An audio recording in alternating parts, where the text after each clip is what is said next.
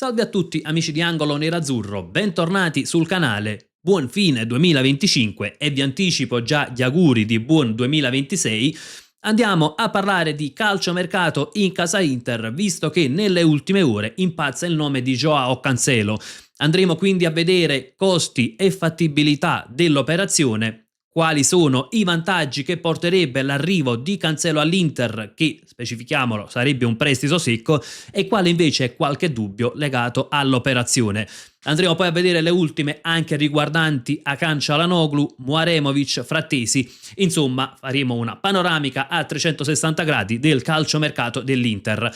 Prima di iniziare, come al solito, vi ricordo un bel like se vi piace il contenuto del video, iscrizione al canale se non siete ancora iscritti e volete dare un grande contributo. Iniziamo innanzitutto dalla situazione come è nata l'ipotesi Cancelo-Inter. Il calciatore è stato messo praticamente fuori dalla lista per la seconda parte del campionato dal tecnico Simone Inzaghi. Già nella prima parte aveva giocato poco, c'era stato un diverbio ad inizio anno proprio tra il calciatore e l'allenatore a seguito di una sostituzione. C'è stato anche un infortunio che lo ha tenuto per un bel po' fuori, si tratta di un infortunio muscolare. Inzaghi per la seconda parte del campionato ha escluso Cancelo dalla lista e quindi da qui nasce un po' l'ipotesi di provare a prenderlo in prestito. Si tratta di un prestito secco e soprattutto il punto principale riguarda l'ingaggio. L'Inter e il suo procuratore Jorge Mendes stanno lavorando con l'Al Hilal per far sì che la squadra saudita vada a coprire quantomeno il 50% dello stipendio, perché Cancelo ha uno stipendio lordo base di 15,3 milioni all'anno e con gli eventuali bonus potrebbe arrivare a 17,6 milioni. Ora restiamo anche semplicemente sulla parte fissa. 15,3 milioni all'anno significherebbe che in 6 mesi bisognerebbe versare a Cancelo 7,65 milioni circa. Naturalmente sarebbe un investimento che l'Inter non è disposto a fare, sarebbe ben oltre i parametri degli ingaggi della società nerazzurra e soprattutto sarebbero comunque un investimento, tra virgolette, a perdere, perché l'Inter lavora per un prestito secco, non per tenere Cancelo, perché ovviamente l'ingaggio è assolutamente fuori da ogni parametro interista. Nel caso in cui l'Al Hilal dovesse contribuire al pagamento del 50% dello stipendio, all'Inter potrebbe costare circa 3,8 milioni per averlo questi 6 mesi. Quindi investimento che è comunque importante per 6 mesi, però insomma sicuramente più fattibile per le casse nerazzurre. Il punto è perché si è aperta questa ipotesi, perché un prestito per 6 mesi potrebbe essere conveniente per entrambi, sia per Cancelo, che naturalmente non resterebbe fuori squadra in questi 6 mesi, avrebbe continuità, tra l'altro in un calcio anche più competitivo rispetto a quello saudita, e l'Inter, tra l'altro, non dimentichiamo che sono poi 6 mesi che porteranno al mondiale, che Cancelo proverà, ovviamente vuole giocare col suo Portogallo, e l'Inter, d'altra parte, avrebbe la possibilità di coprire il buco sulla destra che si trova in rosa. Il punto è come sono andati questi 2 anni di Cancelo all'Al Hilal, qual è stato il rendimento. E andiamo quindi anche a vedere come è andata l'avventura in Arabia Saudita. Sulla scheda di Cancelo ovviamente ci sono poche presentazioni da fare, un classe 94, quindi 31enne, ottima l'esperienza per un passato alla stessa Inter, a Manchester City, Bayern, Barcellona, insomma sicuramente l'esperienza non gli manca, ovviamente nazionale portoghese, contratto in scadenza nel 2027, secondo Transfermarkt valore attuale 10 milioni, ma non è quello che poi frenerebbe un'eventuale operazione a titolo definitivo, quanto il costo dell'ingaggio e l'età del calciatore. Calciatore che è passato all'Al Hilal appunto nell'estate 2024, come è andato in questo anno e mezzo in Arabia. Questi sono i numeri dell'ultima stagione, quindi una stagione in cui Cancelo ha giocato pochissimo, solo 6 presenze complessive, tra l'altro un gol e 2 assist. Aveva giocato le prime 2 partite, poi c'è stato un po' lo scontro in seguito alla sostituzione con Inzaghi, l'infortunio, praticamente non si è più visto in campionato, qualche minuto in più, invece qualche presenza in più nella Champions League asiatica, ed è qui che ha trovato anche un gol e 2 assist. Calciatore che è stato impiegato anche nel mondiale per club, mondiale che ritroviamo appunto nel rendimento della stagione precedente, quindi 24-25, e qui troviamo decisamente una maggiore continuità, 39 presenze, 2 gol, ben 12 assist in stagione, un mondiale per club, tra l'altro che condito da un assist è giocato decisamente molto bene. Il punto è, dal punto di vista fisico, come arriva Cancelo, perché diciamo che negli ultimi 2 anni qualche problemino fisico lo ha avuto. Nel 24-25 notiamo 3 infortuni che lo portano a saltare oltre 100 giorni e più di 20 partite. Nell'ultimo anno appunto c'è stato questo infortunio alla coscia che lo ha tenuto fuori dal 18 settembre al 31 ottobre per 44 giorni complessivi e 11 partite saltate. Ecco, qui troviamo anche il riepilogo, esattamente 20 partite nel 24-25, 11 nella stagione 25-26. Ora, perché l'Inter farebbe comunque un ottimo affare? Al di là della condizione fisica, che naturalmente non è secondaria, però se Cancelo stesse bene fisicamente e soprattutto se mentalmente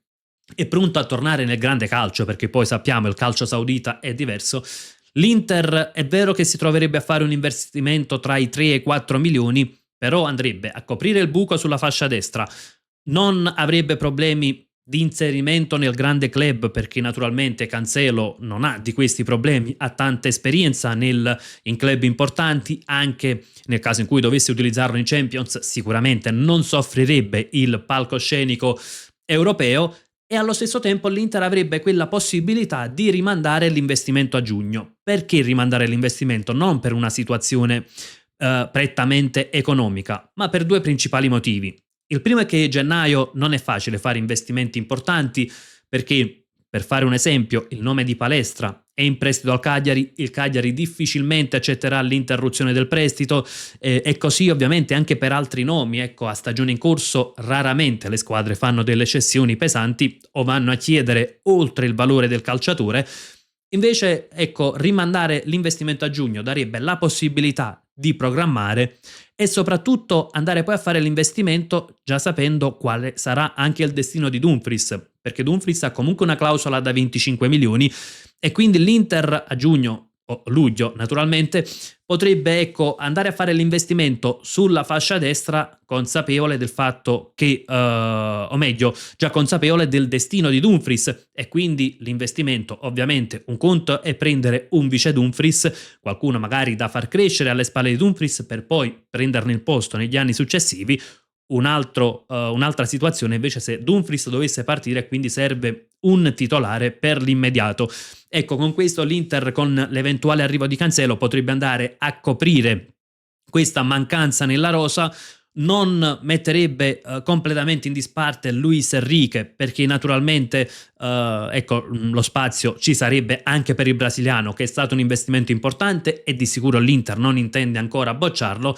e allo stesso tempo, ecco, non si troverebbe neanche con un problema dal punto di vista numerico, perché Dumfries tornerà a marzo inoltrato e soprattutto poi è da valutare come torna dall'infortunio, perché ci sono i dubbi, come detto, per la questione fisica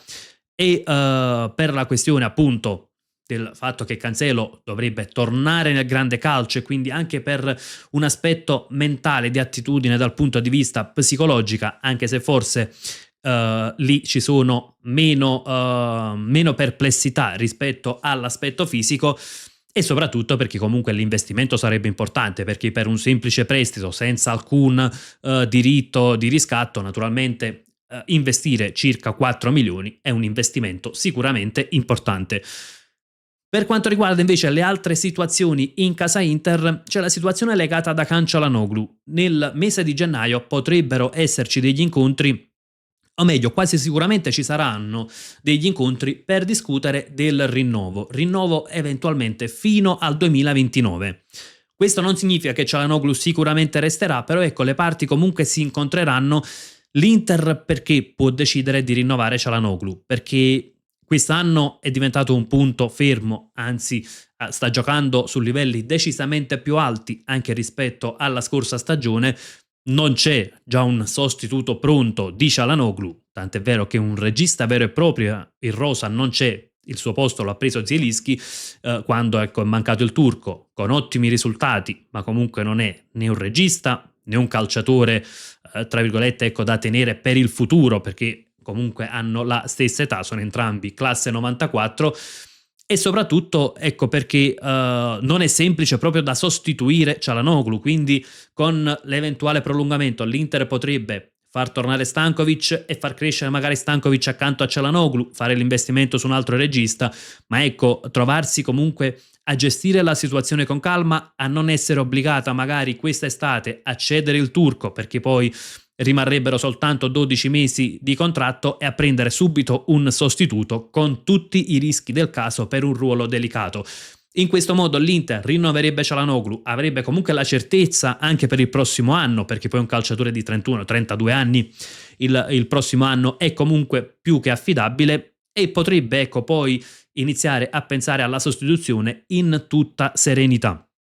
Non significa che Çalhanoğlu rinnoverà sicuramente, anche perché poi c'è comunque un Galatasaray alla finestra e l'ipotesi Turchia che si era paventata la scorsa estate non è mai stata completamente esclusa, quindi comunque c'è da valutare questa situazione.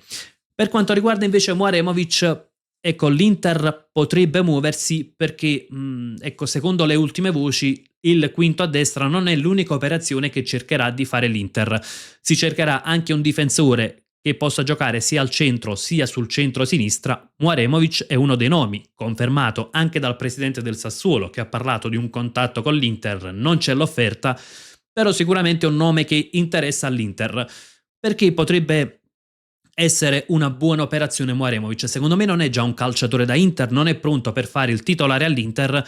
però in queste partite Akanji sta dando sicurezza da difensore centrale, quindi probabilmente ecco, l'Inter potrebbe valutare di schierare stabilmente Akanji al centro della difesa 3 e prendere Mouaremovic, che può essere sia il vice Akanji, magari il prossimo anno quando andranno via Acerbi e De Vrij, sia il vice Bastoni, quindi ecco, potrebbe un conto è prendere un calciatore del Sassuolo che non ha una grandissima esperienza in Serie A per fare la riserva, un altro è se serve direttamente il titolare. Chiudiamo anche col nome di Frattesi. L'Inter sembra chiudere all'ipotesi Juventus, soprattutto se la Juventus non dovesse ecco, acquistarlo o a titolo definitivo o con un obbligo di riscatto, quindi ecco le soluzioni che si erano paventate nei giorni scorsi di un prestito oneroso con un diritto di riscatto che potrebbe eventualmente diventare obbligo a determinate condizioni non è un'operazione che convince l'Inter, perché non vuole rafforzare una diretta concorrente,